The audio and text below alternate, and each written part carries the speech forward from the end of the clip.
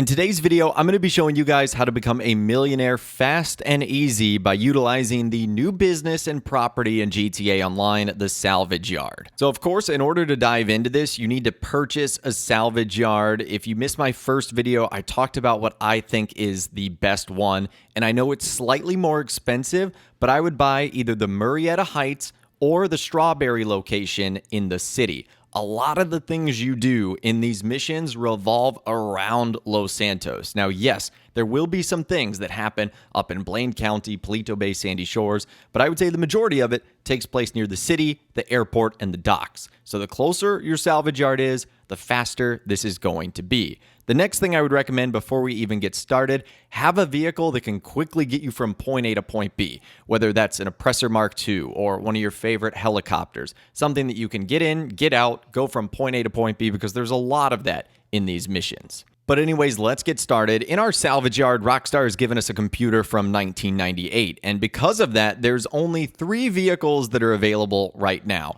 Now, they do say that these will change weekly and can be sold to Yusuf or salvage for parts. It's a little confusing, but we'll get into that towards the end. So for this video, I want to start with the Grotti Turismo Omaggio, and we'll do the Bravado Gauntlet Hellfire. Those are the 2 most valuable, and I'll show you what happens when you sell, and then I'll show you what happens when you salvage. And so here's what you have to do. In order to start the mission, you're tasked up with a scope out. This is very similar to things we have done in the past. It should be no problem, and it should be very, very easy. The scope out essentially just requires you taking a few pictures of the location, whether it be the police station or the Maze Bank Arena. It's pretty simple. Now, once you've done that, depending on the value of the vehicle, you're going to be given a set of tasks, and you're going to be given a set of planning work. Now, for this one with the Grotti Turismo Omaggio, I did everything. I did the optional planning work, and I even did the optional tasks. And in my opinion, I don't necessarily think it's really worth it.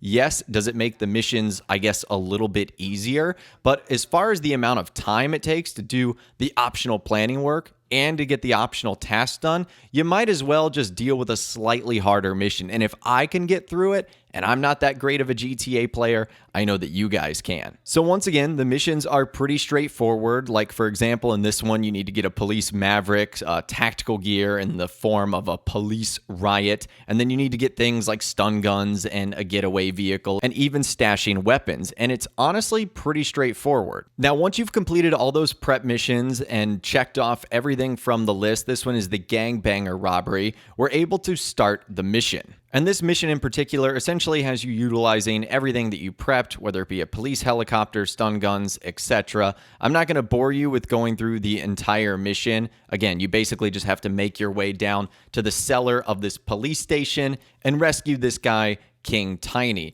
And then once you do that, you basically have to get away and escape with King Tiny so he can get to his helicopter. Now this, for me at least, was extremely tedious. I couldn't seem to shake the cops. In fact, the way I eventually did it was how you did it in single player, which was going into the sewers. And then once you do that, you have to take King Tiny to LSIA. It's a little bit random, but once he gets in the helicopter, he tells you where the car is, and then that's essentially what you have to do. You basically just have to go grab and steal the vehicle that you're looking to sell. And in this case, it's the Grotti Turismo Omaggio. Now from there, it's pretty straightforward. All you have to do is deliver the vehicle back to the salvage yard, and this is what I'm talking about. If you had to drive this vehicle all the way up to Sandy Shores or Palito Bay, that would just increase the amount of time it would take in order to cash out, and you don't want to do that. Now, the first time you deliver a vehicle, you do get this kind of special cutscene. I'll let you guys take a look at this right now. And I actually didn't realize that this song was copyrighted, so let me narrate this for you. We've got Yusuf Amir holding a bottle of like the rare tequila,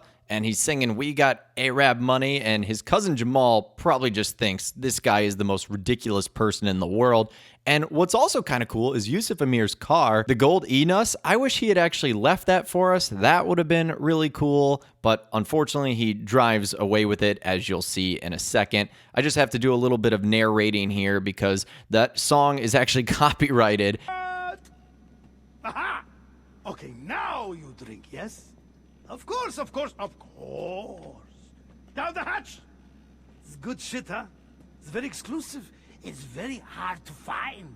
Just like something else, huh? Oh, you are a genius! Look at it! It's beautiful. Worth PJing in just to see. Jamal, be excited! Hell yeah, this shit is lit, cuz. Your boss is in a class of their own. Take a picture of me with it. Come on! Nice. Oh, yes, the tequila. Yes! Oh, My God, this is the real baller shit. these are lit, cuz. So, what are you going to do with it, huh? Is this one for me? I have the money with me. No! Don't tell me I don't want to know. I'll go back to Liberty and either this magnificent beast will follow shortly after, or you'll send me an even better one. Should such a thing even exist? Come on, Jamal. Shit, Come on. bruh. You wallahi, let's Shit, roll. shit. Haha, bro, woo! So now that Yusuf Amir is out of the picture, you can go up to your car and you have an option to sell the vehicle or salvage it for parts. And you guys can see there that selling it nets you $395,000, while salvaging it gets you $316,000. So you would think to yourself, okay, that's a no-brainer. What I'm going to do is just sell every single time. Well, this is basically the hands-off easy way or the slightly hands-on more difficult way.